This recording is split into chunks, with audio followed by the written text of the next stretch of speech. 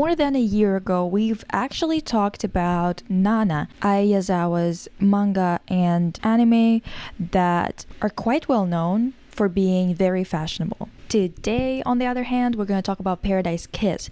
And Paradise Kiss has been created before Nana, and it is a sequel to her first manga ever, Neighborhood Story. I personally don't think that reading one or the other is going to hinder your experience in terms of the, order. When it comes to Paradise Kiss, just like with Nana, I'm going to make a fashion video just like this one, obviously. And then I'm also going to have a podcast episode where I will talk about all the characters and the plot itself and what I've thought about this media as a whole. Paradise Kiss has always been on my list of things to cover on this channel because it's kind of like essential viewing, essential reading for anybody who's into art and design, especially when it relates to fashion. So this was kind of inevitable. Last time when we talked about Nana, we've covered quite a bit about Vivienne Westwood and the punk movement and their relationship to each other mostly. And in Paradise Kiss, there is definitely still a lot of Vivienne Westwood and punk style inspirations, of course, because if you look at a lot of the designs, they are very much visual kei or kei. It's a Japanese aesthetic that has been created in the 80s. If you look at a lot of the images of the bands that are considered to be visual kei, they are inspired by some traditional clothing, Japanese clothing, but oftentimes it is inspired by the 18th, 19th century French garments as well as British garments, and of course, glam rock. The reason why I'm even bringing up glam rock is also composed from so many different types of things. You can't really say that it is the originator of an aesthetic, for example, right? But for a character like George, who is going to be the main person we're going to be looking at today, for him, it was the main inspiration, it seems like. Of course, it seems like he also knows a lot more about fashion. At least that's what it feels like, and I'm going to explain to you why I think so. Why I think that Yazawa created him to be more knowledgeable about fashion. This is a speculation, but I have a theory, okay, so I'll let you know about it. But last time we were looking at all characters kind of together, and most characters were in the same type of lane because we were looking at a lot of rock bands, okay? And a lot of them were inspired by Sid Vicious and the 70s British fashion in general. If we look at George, I personally found that he is inspired by multiple things. I think the most important ones are dandy style, Western cowboy style, British glam rock style. These are the three that I would identify to be the most important ones for this character. Of course, all of these could be easily fit into visual kei, for example, because technically speaking, they have a lot of overlap, those three, and I mean, not the cowboy one, but you know what I mean. In any case, as per usual, Yazawa created a character heavily inspired by Britain and British fashion. I think it's definitely underlined by Joji using George as a name, like a nickname, I guess. The biggest thing that we need to discuss today is dandy style or dandyism, which the word itself, dandy, was usually used when referring to a person, usually a man, but sometimes a woman too. I think that there's a specific word for women. That word is quintrelle, but dandy is quite widely used till this day, actually, as a word in general, but it did refer to a person who dresses well and takes pride in the way that they dress, and oftentimes are known only for their look, I guess. It's really interesting because oftentimes what's underlined about them is the fact that they are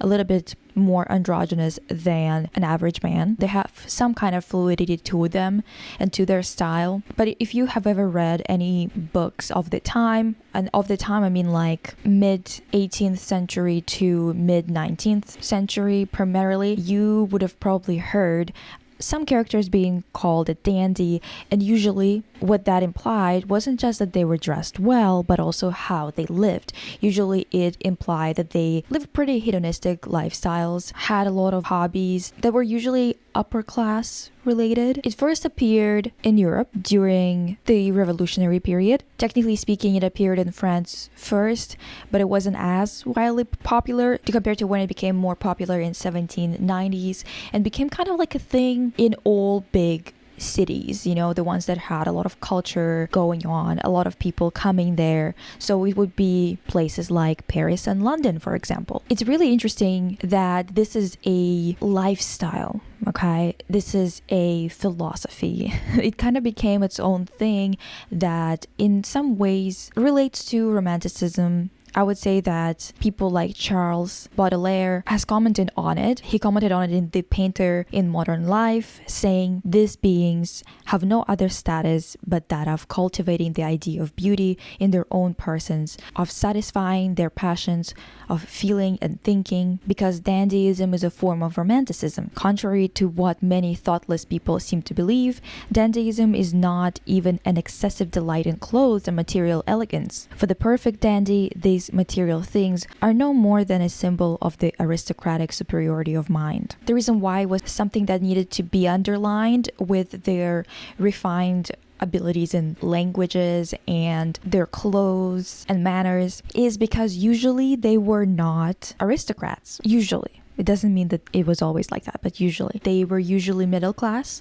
and middle class in terms of their origin, what kind of family they were born into, but they usually had money, so they could afford to lead an aristocratic lifestyle while at the same time still not being fully a part of that world, which is a very interesting dynamic, and this is where George's identity comes into play, in my opinion. So George is a character whose style seems to be very much inspired by all of these dandy men. George is quite well off. That's what we know about him. But legally speaking, he is a child of a mistress, an outside of marriage son that would not inherit anything of his father's fortune if anything were to happen to his father. He would lose all of his financial stability, and not only his financial stability, but also his mother would lose her financial stability. So he's not actually securely well off. This lack of status, while having the means to be frivolous and living in high comfort, makes George perfectly aligned with dandies of the world. Also, this idea of being a gentleman, right, fits his character really well. And I don't mean that he's an actual gentleman. I just mean that he is oftentimes called a gentleman by a bunch of characters. Whether he actually is or not is a conversation for another day. It's a conversation for the podcast, okay? We'll talk about that there. But people definitely do address him as such. They talk about him as if he is a gentleman. He wears a lot of things that are very much associated with dandies, things like cravats or even simply poet shirts or, pirate shirts. You can call it whichever, it really doesn't matter. But he definitely wears stuff like that. Now, we also see him wear some Western-inspired clothes as well, which is usually like a pair of jeans, a shirt, and a cowboy hat. It's interesting because the patterns that he wears on that shirt, not always, because there's not always a pattern, but when he does wear one with a pattern, it includes roses or butterflies. When it is a rose, it's usually a blue rose, which is something that he actually addresses in the show when he creates a dress for our main character, Yukari. He creates a dress that is covered in blue roses. He explains to one of the main characters, Isabella, that the reason why he wants to use a blue rose is because blue roses don't actually exist. You can only create them by painting them. So they are impossible. The blue rose equals the impossible. This kind of explains the Paradise Kiss style in general. Paradise Kiss not as a manga, but as a brand that they run in the manga itself. They are trying to create the impossible. They focus on haute couture kind of looks. It's not something that a lot of people would wear in everyday life, and it's mentioned all the time. Whenever George would bring new designs to the studio, they would constantly comment on the fact that no one would actually wear this in day-to-day life because it's just so out of pocket for the modern life, especially for the Japanese modern life. Both Isabel and George definitely have a lot of love for that period of time being late 18th, early 19th century fashion in Europe, and they kind of commit to it quite heavily in terms of really wearing loud outfits every single day. George actually has blue contacts in it's a dress. It's not like his character is supposed to have blue eyes. It's a dress that he's wearing contacts and has blue hair, which once again points to the fact that the guy is really obsessed with the hue of blue because it is impossible in a lot of natural things. Not all of them, obviously, but a lot of them, like roses. This is a thing that I thought was so fucking funny because the guy just like wears contacts 24/7. Blue contacts. That's so weird. This is like K-pop, you know? Very few people can pull off contacts that are so polar opposites of their natural eye color. I think I can only pull off grayish blue color only when I have red hair. Every other time, if I wear it with blonde hair, black hair, brown hair, it just looks like I'm crazy. It genuinely does not look good at all. I don't think that it's easy to pull off, and most people who wear it, they just don't really suit it at all, but whatever. In any case, this is what we're dealing with when we talk about George. Another thing that he wears is like a bunch of feathers, for example, loud outfits like that. Again, it is just more of British glam rock. The people who in visual kei groups also wore feathers on their shoulders, so it's kind of quite classic for all of the same inspirations that I've already covered.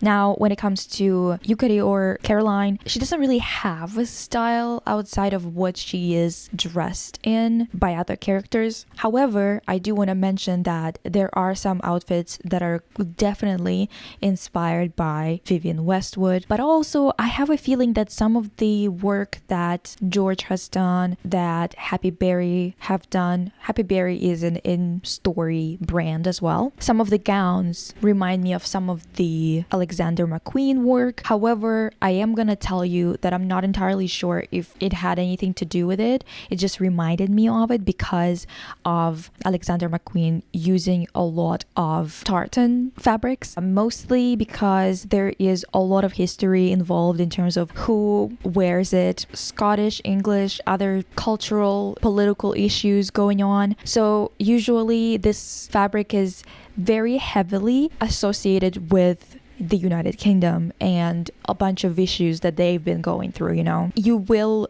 notice that in a lot of Alexander McQueen collections, especially from the 90s. Obviously, there are some that I don't even want to start talking about because it's like a whole other can of worms because it is quite controversial, some of the collections that he's created. But it also reminds me of a lot of gowns that Vivienne Westwood created. And it's kind of like impossible to talk about Ai Yazawa and not talk about Vivienne Westwood. It just is impossible. I don't think it is, because this fabric, again, the tartan fabric, is just integral to her career, to her designs, especially from the 90s. The draping sometimes reminds me of outfits that I've seen in Paradise Kiss. A lot of reconstructed tartan outfits with mini creamy inspiring things, and obviously mini creamy is like the known thing that Vivienne Westwood was really interested in or found to be quite inspiring in terms of her designs and referencing it in her designs. In general, I would say that if you see any tartan, it's usually on Caroline or Yukari,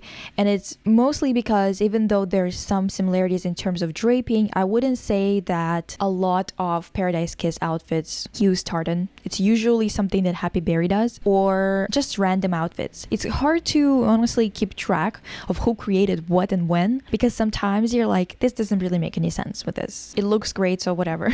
and we also have, obviously we have Arashi and Miwako. Miwako wore a lot of Lolita inspired stuff, obviously, but you know, like I wouldn't say that she's like very Lolita heavy kind of, because it's related to visual kei. I think I feel like I've covered quite a bit when it comes to those types of styles in my previous few videos when it comes to Lolita and others. I will link them in the info card or whatever, or description. Like I've done an interview with a girl who wears that style. I've also mentioned it in the Nana video. Overall, there's not much more to say about it. It's not like it's kind of expanded upon too heavily. I will say that same with Arashi, I already covered the punk and the Vivienne Westwood of the 70s, you know, kind of whole vibe. But you know what? I cannot stand his character. If you've only seen the anime, I can understand why you would be okay with him, I guess. But if you've read the manga, oh, horrible. We'll talk about it later. I'm not even gonna get into it because it's just so bad. But also I have covered the whole punk thing in the previous video too, so you can go watch that. I want to mention a few outfits that I really liked. There's this outfit that Isabella wears where there's like a few massive beaded crosses that she's wearing on her neck, and I absolutely love that. That's such a vibe. Also, everything is lilac or purple when it comes to her, and I love that too. And the eyeshadow that looks like a flower, a vibe, honestly. The butterfly ring and the butterfly earrings, obviously I love that. There's this look of Miwako with the pink, it's in pink colors because it was just like that in the manga, but it's very much Lolita, but it looks very cute on her. She is genuinely like a doll. I do not love that they also gave her like a kid voice and stuff like that and kid behavior. This is, you know, again, anyway, there are a lot of looks like this one for stage 14 with like this butterfly wings and this dress that's very floral. A lot of florals, a lot of hyper feminine things and very intricate designs that incorporate a lot of little details, you know, which look really, really cute. But also I think I love that there's been this Western inspired outfit for one of the photo shoots. I believe this was a Happy Berry photo shoot where Yukari is wearing this cowboy hat that's lined with fur and like with like animal print fur on top. I don't know, it just like looks really interesting. I think that I also loved George's outfit with his feathers or like kind of like a boa, I guess. I'm not entirely sure because it's not super detailed, but I think it's kind of like a boa top, or maybe it's just a scarf. I don't know, but it's this look that I'm showing you right now. This look that Miwako wore with the tukino, it's kind of cute too. I really loved this nightgown that Yukari wore, as well as these outfits that they wore together. This is not anything special, but definitely beautifully drawn by Yazawa. I understand why people are mesmerized with this drawing style, you know. This final look that they had, I don't really love this type of blue, but it's kind of like turquoise, I guess. Regardless, they had this long braids and a bunch of flowers all around her. It's gorgeous, and it does remind me of some of the draping of Vivienne Westwood. It's kind of impossible not to think about it when looking at it. Same with this look that was also from Happy Berry photo shoot. I don't know why Happy Berry would have this outfit because it doesn't really seem like their style, but maybe I'm wrong. But I really loved this one. Really, really cute. Feels like it would be really, really warm too. I'm very much into that. And also I definitely found these shots of them in their, it's not really a hallway, kind of like stairway, I guess, where they had a bunch of butterflies and this blue light and this look on George too, like this, his, you know, Western cowboy kind of situation going on with this shirt and a cowboy hat. Looks really interesting, and he kind of looks like a futuristic cowboy, very much Sticker by NCT 127 kind of vibe. Love it. Hits. And of course this look, as I've told you again, I would love that outfit, honestly. It's so cute. Yeah, so these are kind of the main things that I wanted to cover when it comes to this show. Ask me any questions if you have any. I will answer them, maybe, you know, with like a short or something if I need to show some images, if I didn't mention something or somebody interesting. We will have a discussion when it comes to actual characters and their development and the story itself in the podcast, so you can go follow the podcast. It's as if in the description or something, somewhere. It's gotta be somewhere. So we'll have specific designated space where we can talk about it. This is all I wanted to mention today. Thank you for watching, and I will see you soon. Bye.